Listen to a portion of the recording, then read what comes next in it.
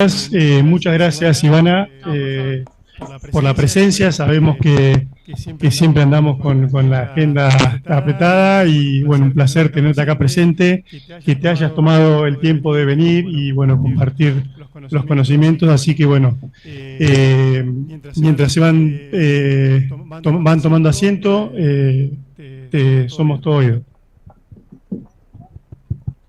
Hola, ¿qué tal? Buenas tardes. Bueno, lamento interrumpir el almuerzo.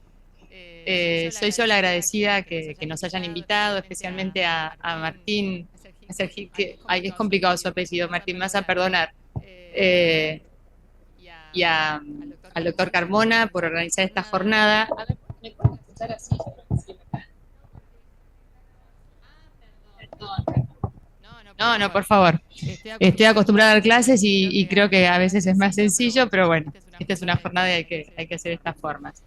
Bueno, la verdad que un gusto escuchar todos los que expusieron anteriormente, he tomado conocimiento de cosas que realmente desconocía, como que ya mi tema es, a ver si puedo coordinar con Eduardo, si podemos empezar por lo menos con la primera placa del PowerPoint, Eduardo.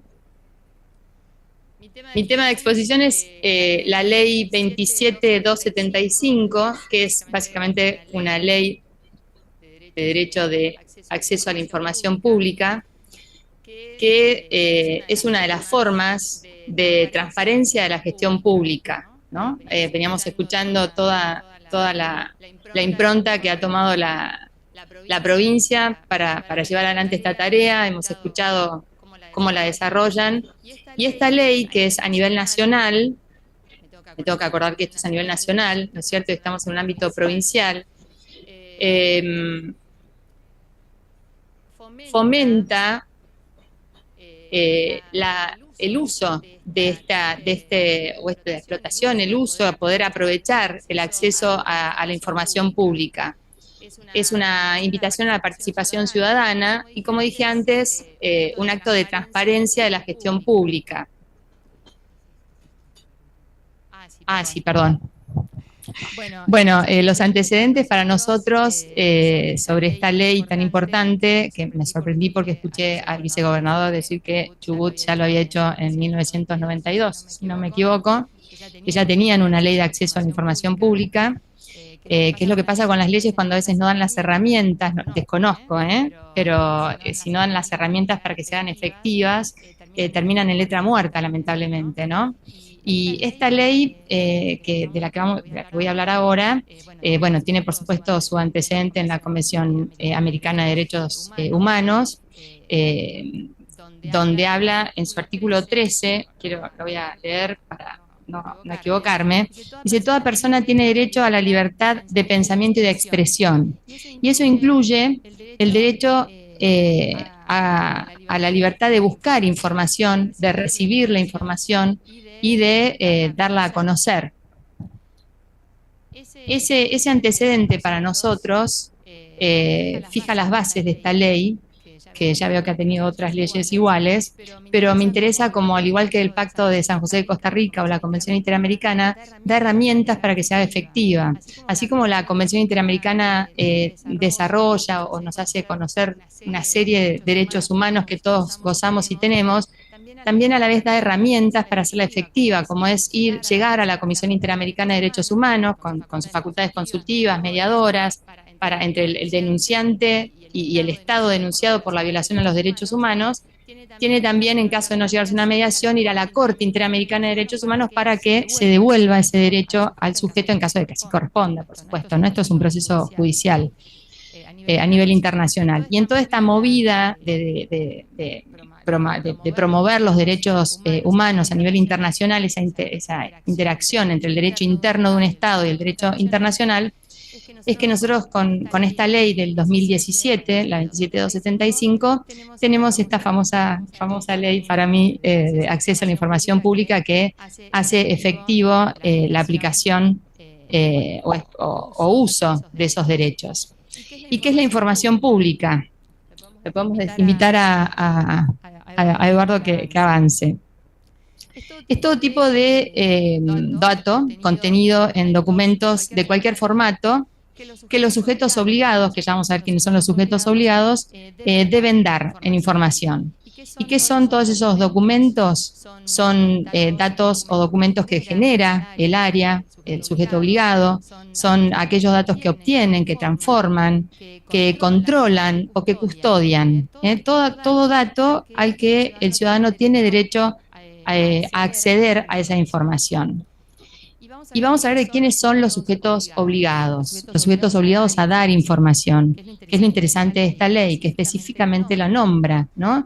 Es la Administración Pública Nacional en todos sus aspectos, centralizados o descentralizados, el Poder Legislativo, gracias Eduardo, el Poder Legislativo, el Poder Judicial, el Ministerio Público de la Defensa, el Ministerio Público Fiscal, el Consejo de la Magistratura, empresas y sociedades del Estado con participación mixta, minoritaria o mayoritaria.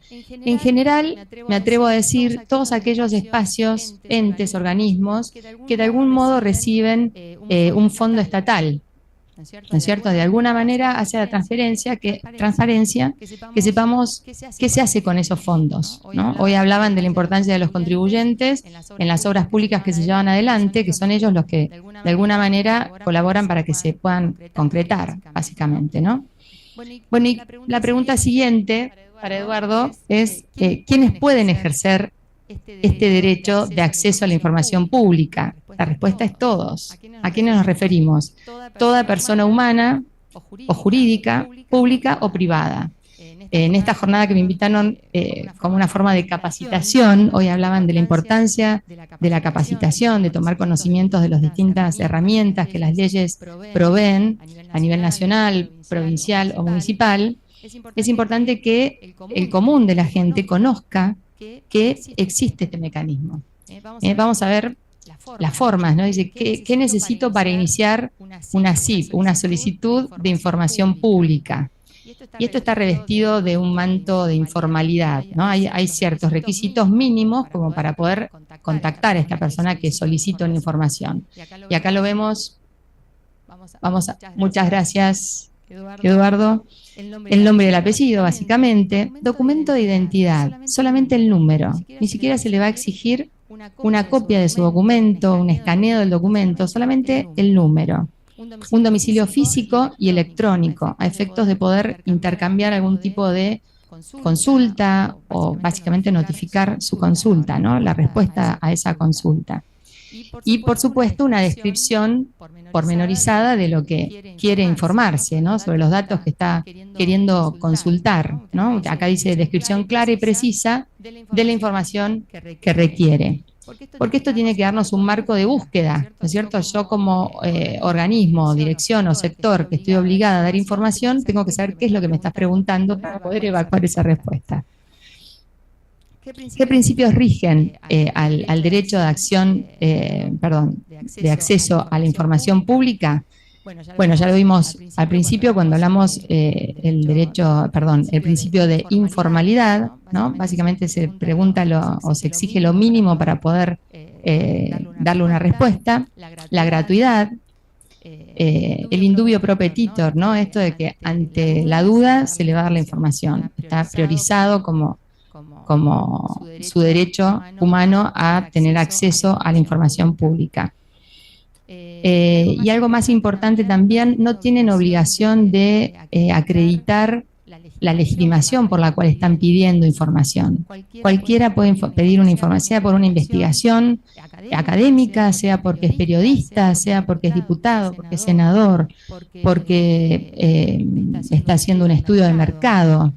El Estado no va a asesorarlo porque no es un abogado que va a asesorar, para eso hay otros mecanismos. Pero sí tiene que informar cuáles son las herramientas existentes o las estadísticas o los elementos que puedan ayudar a cualquier persona a llevar adelante una investigación o simplemente saber qué es lo que ocurrió. Tuve un caso en que preguntan por qué no se puede entrar por la Avenida Libertadora al Senar, que es un centro deportivo. Y bueno, tiene derecho a saber por qué no puede entrar por ese lugar. Vaya a saber uno por qué, se le complicaba entrar por el otro, acceso. Pero bueno, es parte de la información pública. Alguien decidió cerrar ese espacio y el señor quiere saber por qué no puede usarlo, ¿no? O preguntar cuánto gana el ministro de Interior. Hoy somos vicejefatura de gabinete, no somos más Ministerio del Interior. somos vicejefatura del Interior. Bueno, y todo tipo de cuestiones, ¿no? Pero después vamos a andar sobre eso, no me quiero extender ni perder.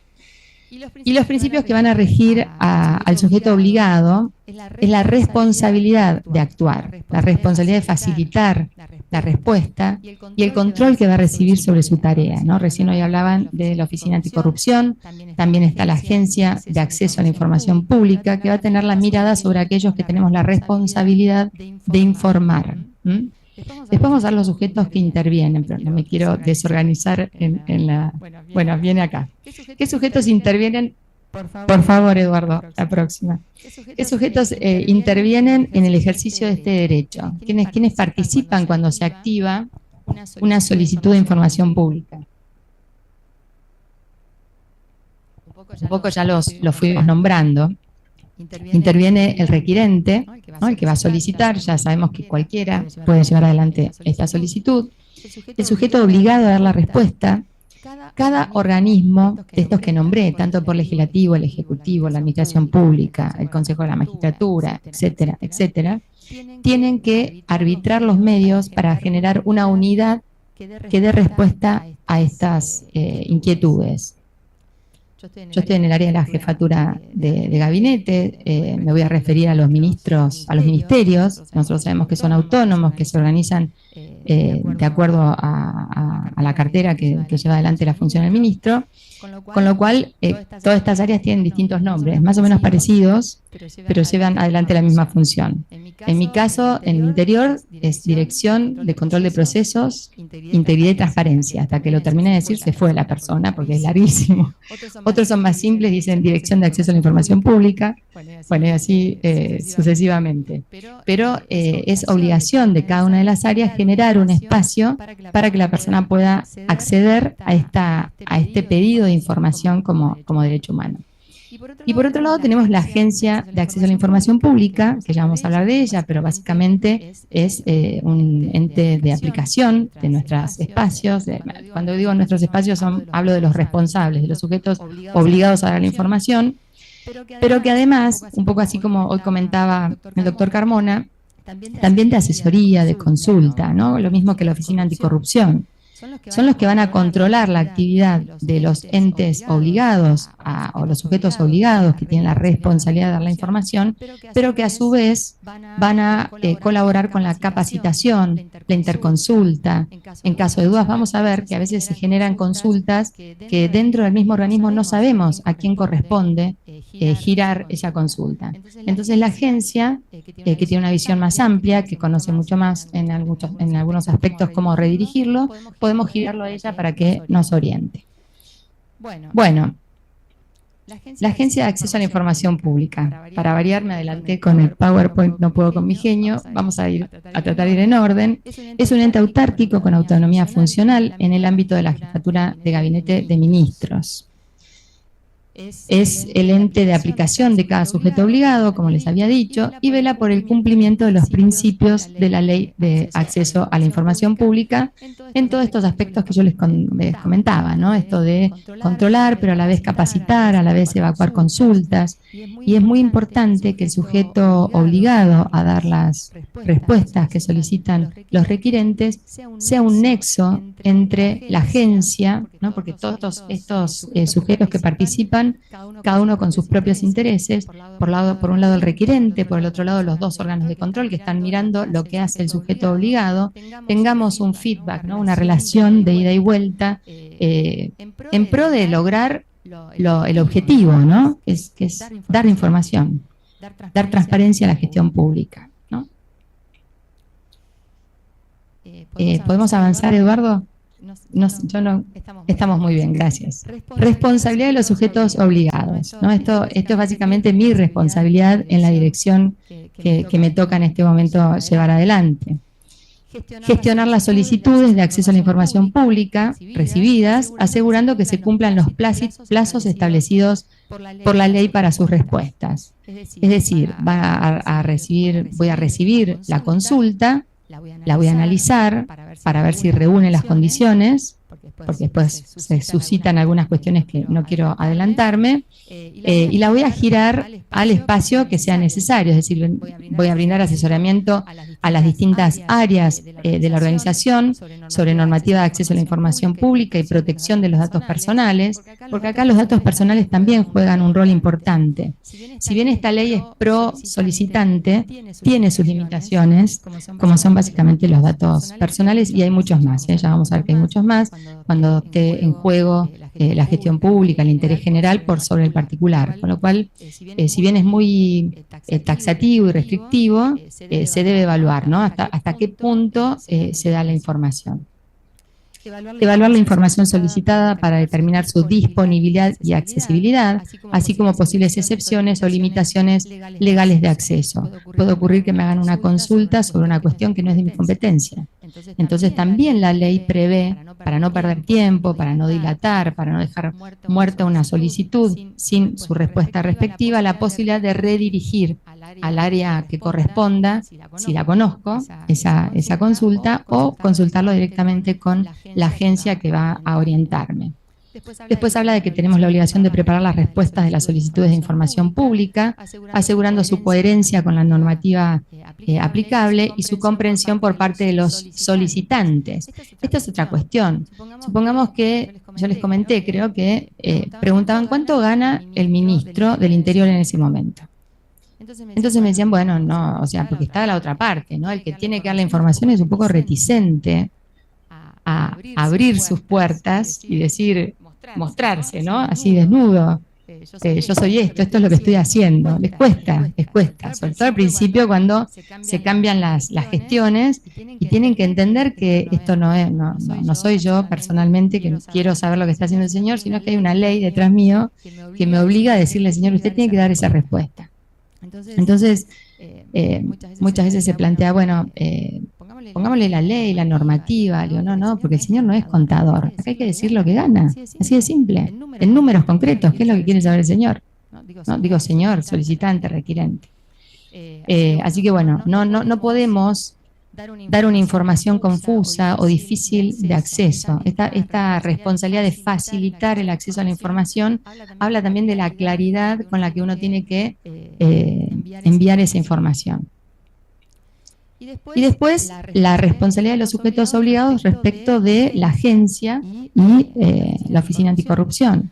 Nosotros tenemos la obligación de llevar adelante un registro detallado de todas las solicitudes recibidas, las respuestas proporcionadas y cualquier documentación relacionada. Esto a varios efectos. Primero, que esté funcionando a nivel también estadístico, y a veces también saber, tiene que ver mucho también con la con la agenda política, ¿no? Cuando se suscitan cuestiones en los medios, o por ejemplo, como lo pasó con la ley Bases, ¿no es cierto?, en donde en muchos sectores querían saber qué es lo que pasaba si se resolvía de tal manera. Bueno, nosotros no hacemos futurología, por supuesto, a eso no podemos decir lo que va a pasar sí, porque primero que todavía no era una ley, un proyecto en discusión en proceso de formación y sanción de leyes, pero eso suscita los temas de la agenda política, el periodismo, suscita muchas consultas de ese tipo.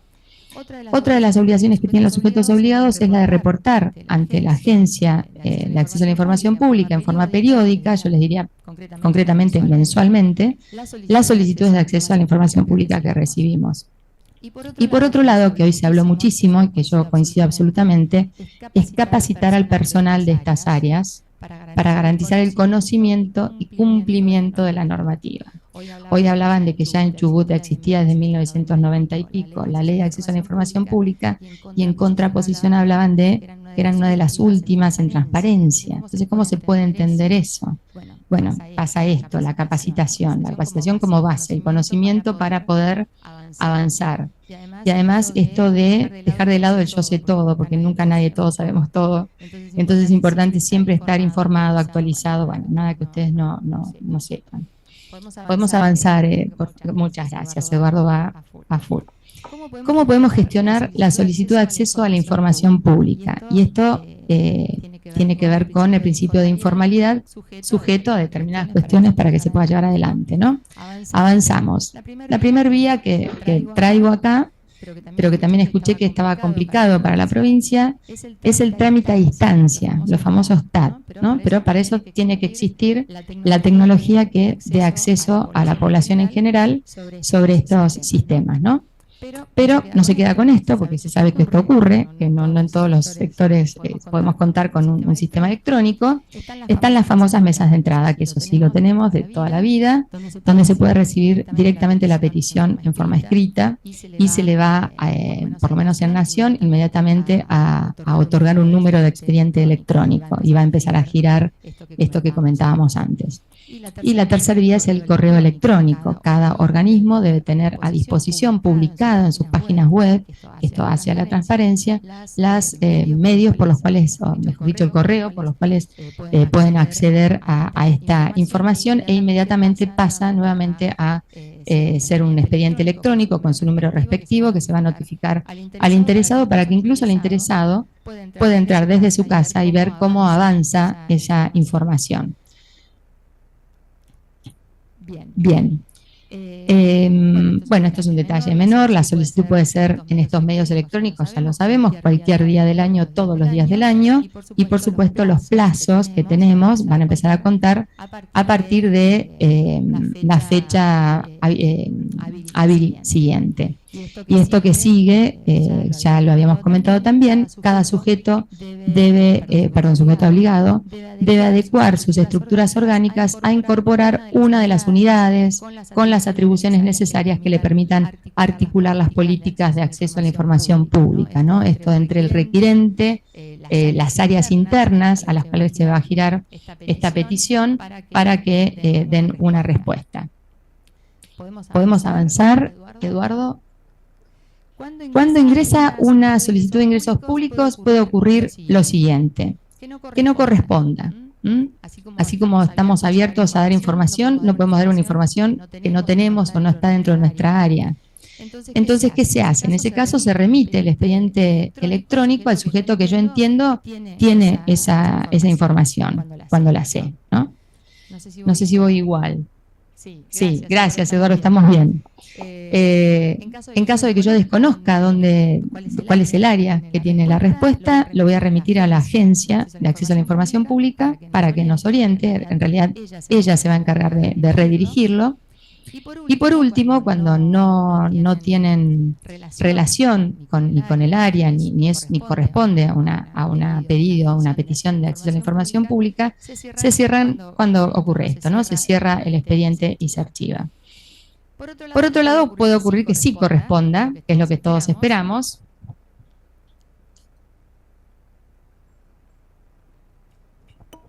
En ese caso, puede ocurrir que requeramos de una subsanación. La subsanación, después lo voy a explicar, pero básicamente es un pedido de aclaración al requerente. Si corresponde, se va a remitir inmediatamente al área que tiene la información. Estamos hablando de las áreas internas, ¿no es cierto? Se van a centralizar las solicitudes de información pública cuando dentro del ministerio, en este caso, sean varias las áreas que tengan la información. Supongamos que tengo que remitirlo a recursos humanos, tengo que remitirlo a la dirección de administración, así que yo voy a centralizar como ente de dirección las respuestas para enviarle al requirente toda la información junta. El plazo para responder son 15 días hábiles, que se pueden prorrogar por otros 15 días, y una vez cumplidos los plazos, o antes, si las partes ya lo han informado con anterioridad, se va a notificar la respuesta al interesado. Dijimos que pueden presentarse situaciones. La primera que nombré fue la subsanación, ¿no? Que se pueden presentar situaciones diferentes ante estas solicitudes. Puede ocurrir que se pueda plantear una denegatoria por parte del sujeto obligado, puede haber entrega de información como la que vimos recién, programación de entregas cuando el volumen es importante, puede haber abuso del derecho por parte de quien solicita, y puede haber un reclamo por falta de respuesta del sujeto obligado. La subsanación, como les dije, el sujeto obligado puede pedir la subsanación de la solicitud cuando no estén satisfechos los requisitos mínimos, es decir, a mí alguien me está haciendo una solicitud pero no sé a dónde redirigir su respuesta, o cuando no establece un marco en tiempo, espacio, temático sobre lo que me está consultando. Inmediatamente yo voy a solicitar que aclare, que subsane su petición y esta persona tiene 10 días para hacerlo. Caso contrario, deberán archivarse las actuaciones. La denegatoria, esto yo les decía que era la excepción a la regla, ¿no? Porque ya hemos dicho que es pro solicitante esta ley, ¿no es cierto?, que promueve el acceso a la información pública. Ocurre cuando el sujeto obligado a responder una solicitud de acceso a la información pública encuentra que la respuesta está alcanzada por los impedimentos excepcionales previstos en la ley. Por ejemplo, un caso de defensa o política exterior, peligro en el funcionamiento del sistema financiero o bancario, secretos comerciales, información elaborada por el sujeto obligado dedicado a regular instituciones financieras, bueno, datos personales ya los nombramos, peligro de vida o seguridad de una persona, carácter judicial, que tenga vedado por leyes o contratos, tratados, información obtenida en investigaciones. Básicamente todo aquello que en la evaluación de la respuesta pueda afectar la divulgación de la información al interés general, ¿no es cierto? También dice esta ley que, así como es restrictivo, que cuando hubiera graves casos de violencia de los derechos humanos iba a tener que responderse igual. Por eso, bueno, quedará sujeto a evaluación y finalmente en la discusión quien lo va a decidir es el Poder Judicial, como siempre, que no nos ponemos de acuerdo, no tenemos muy claro cómo son las cuestiones de para un lado o para el otro, ¿verdad? Bueno, sí. Wow, tengo que ir muy rápido. Vamos a sacar esto. Entonces, bueno, la denegatoria no les voy a contar cómo es que funciona. La entrega de información ya sabemos cómo es, se cumplen los plazos. ¿Qué puede hacer el requirente ante el silencio del sujeto obligado o que su respuesta sea ambigua, inexacta o en forma incompleta? Bueno, tiene la vía de acceder a la Agencia de Información Pública o interponer un reclamo presentarse ante los tribunales de contenciosos administrativos para que se resuelva. Es decir, o va a la justicia o va a la agencia. No me voy a extender en cómo trabaja la agencia, pero la agencia básicamente invita, por decirlo de alguna manera, al ente o al sujeto obligado a que dé explicaciones de por qué no informó lo que debía informar, y ese sujeto va a hacer su descargo y se va a invitar a las partes a, si es que no respondió, ¿no es cierto?, porque eso también lo va a evaluar la agencia. Así que en definitiva, da para otra charla la actividad de la agencia.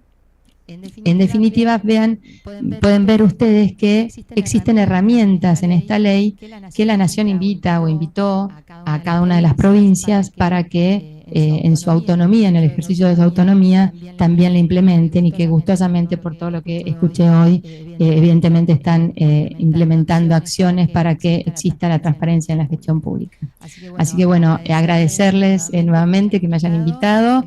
Espero, si alguno quiere hacerme alguna pregunta, es cierto, tenemos muy poco rato, pero si alguno quiere hacer alguna consulta, aquí estamos.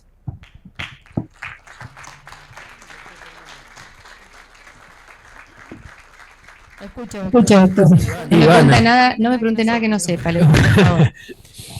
No, un comentario, o dos o tres comentarios que me surgen de tu exposición, muy buena, por cierto. Nosotros tenemos, como decía el vicegobernador, una ley de acceso a la información pública. Supongo que la mayoría de los asistentes la conocen. Funciona bastante bien, les da 10 días al funcionario al que le hacen el requerimiento para que conteste, y si no contesta, queda expedita la acción judicial de amparo, y que ha funcionado bastante bien también en la provincia. En particular a nosotros, desde la oficina, nos ocurrió hace un tiempo atrás que un ciudadano nos hizo un reclamo en Madryn particularmente, porque había solicitado y no le habían contestado. Tenía la acción judicial para ir, pero lo planteó a nosotros por si entendíamos que había un incumplimiento de los deberes de funcionario público o una negatoria del acceso a la información. Y si bien inicialmente nosotros decíamos, bueno, no está directamente vinculado a un hecho de corrupción, pero por otro lado, y en esto de ir adaptando la legislación, el hecho de obligar a un ciudadano a tener que contratar un abogado para ir a la justicia porque el Estado no le cumplimentó con su obligación, entendíamos que podía ser una buena herramienta que nos utilizaran a nosotros como oficina para lograr ese objetivo, cosa que le tramitamos y le dimos la información. Finalmente el organismo nos dio la información y se la acercamos al... Claro, eso es lo que se llama transparencia activa, ¿no? No es que es la que no está la pasiva en la normativa que te dice, te invita, no, esto es lo que vos acabas de describir, es básicamente transparencia activa, es decir, tomar acciones para resolver y permitir este acceso, ¿no? Claro, nosotros igual, o sea, los tenemos a ustedes entre comillas, a nivel nacional, a la Oficina Anticorrupción, y esta función que vos adoptaste o tomaste como tuya, que lleva adelante la agencia, ¿no? Para evitar esto que hablabas, de contratar un abogado, que además los plazos judiciales son mucho más largos.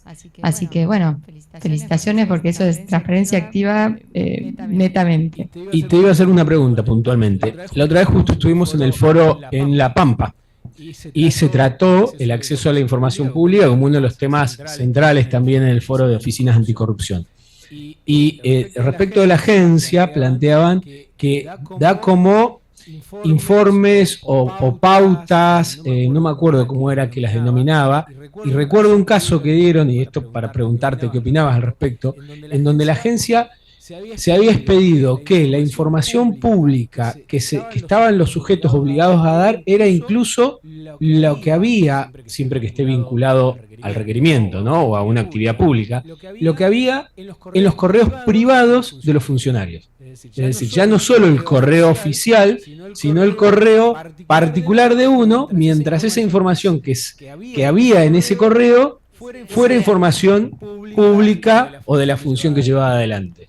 Claro, bueno, son temas discutidos, ¿no? Todo el tema se choca con lo que son datos personales. Es un tema sumamente discutido. Exactamente, pero bueno, sos una persona expuesta. Cuando sos un funcionario, por eso se chocan varias cuestiones. Claro. Bueno, por la exposición del funcionario público es como que abre sus puertas y bueno, dice acá estoy y tiene que mostrar todo. Que en cierta, bueno, si vos me pedís mi opinión, yo creo que está bien. Y sí, porque justamente en los correos privados es donde uno se explaya abiertamente. Y bueno, es donde se puede llegar a encontrar estos factores. Pero bueno, también está el sistema de tachas, que no llegué a hablarlo, ¿no es cierto? Pero cuando pone en peligro... Exactamente, por lo cual, sí, como siempre, la justicia va a resolver los conflictos y puede llegar a cuestionar esa decisión de la Agencia de Acceso a la Información Pública, sí. Y también, bueno, está este sistema de tachas donde la información se da parcial justamente para no afectar los datos personales, ¿no? Que puedan incluirse en cualquiera de estos medios, ¿no? Así que, bueno, sí, siempre es discutible, todo es discutible, sobre todo en derecho. Bueno, ¿alguna pregunta más? Por allá, sí. Buenas y gracias por la exposición. Muchas gracias. Acá yo he estado trabajando cerca de alguien que ha usado mucho la ley de información pública, un diputado mandato cumplido, pero siempre he visto que para la gente de la calle es muy difícil, porque tiene ciertos requisitos como ser que vos mandes la solicitud específicamente al que corresponde que le mande y si no se anula la operación, no se vuelve para atrás.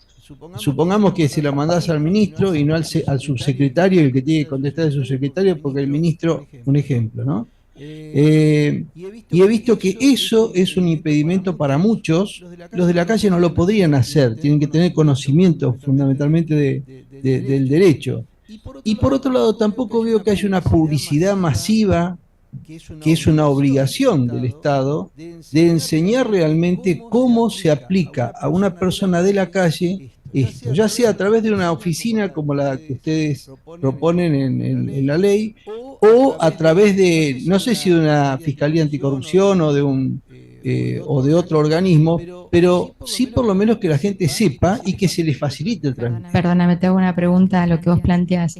Estás hablando de esta persona que utiliza el medio, ¿de qué ámbito hablas? ¿Provincial? Provincial. Provincial. Sí, sí. Bueno, yo del Nosotros- ámbito provincial no te puedo decir porque no lo conozco, pero a nivel nacional, a través de esta ley, la Agencia de Acceso a la Información Pública es la que centra los domicilios electrónicos y es ella la que da publicidad en qué espacio tienen que caer esas consultas. Incluso cuando hablamos de la capacitación de las áreas internas, lo que se les capacita es esto, porque puede ocurrir, yo les nombré 3 espacios por los cuales pueden ingresar el acceso a la información pública y ahí está la transparencia activa, es decir, que los sectores tienen que conocer que cuando llega por este número de ley o el término acceso a la información pública, inmediatamente tienen que girarlo a nuestra dirección.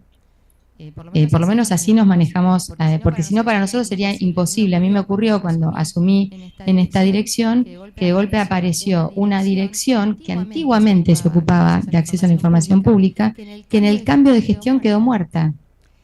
Y me encontré con 1000, pero 1000 pedidos de acceso a la información pública, de los cuales en realidad ciertos eran 600 porque había repetidos, porque por falta de conocimiento del requirente que tiene un plazo, ¿no es cierto?, los volví a mandar y volví a mandar la pregunta porque no recibía ninguna respuesta.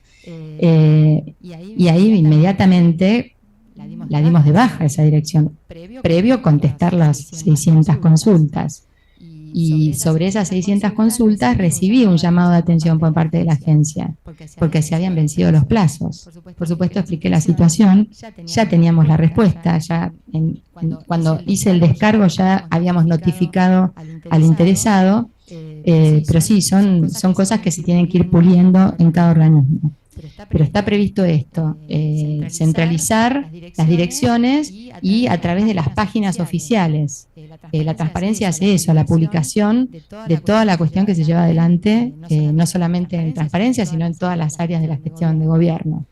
Hay muchas solapas en las páginas, hay que abrirlas. Muchas veces también remitimos a links cuando consultas sobre todo temas de compras, ¿no?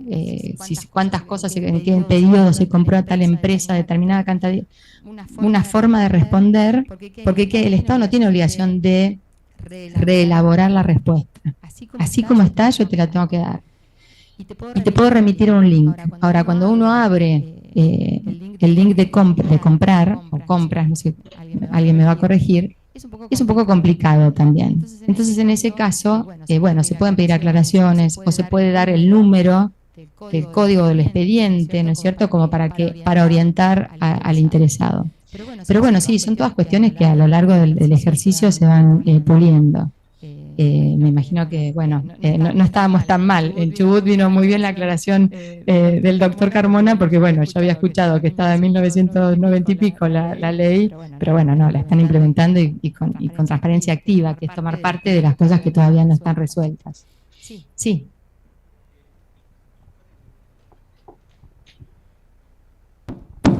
Buen día.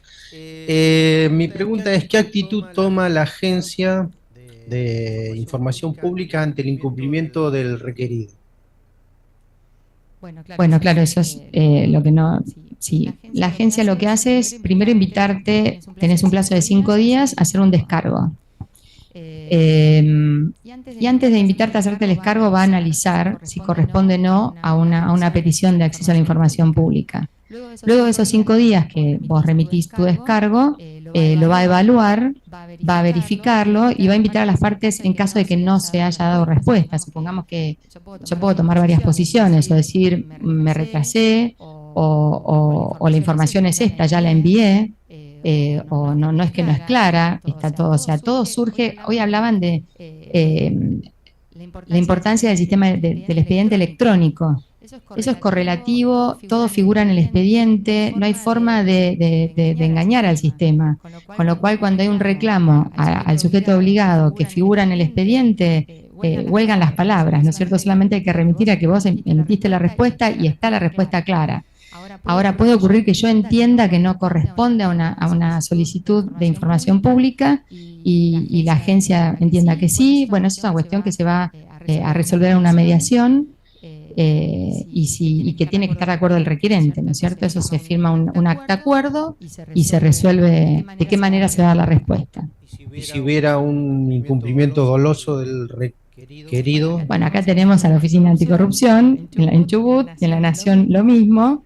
Bueno, ya esas son cuestiones legales, ¿no es cierto? La ley nuestra Incumplimiento de los deberes de funcionario público, claro. La ley nuestra contempla, si no fue cambiada, que constituye falta grave del funcionario. Totalmente, sí, por supuesto. Por eso estos dos órganos de contralor, como la agencia y la Oficina Anticorrupción, además de capacitar, asesorar y ser un órgano consultivo, básicamente es esto, ¿no?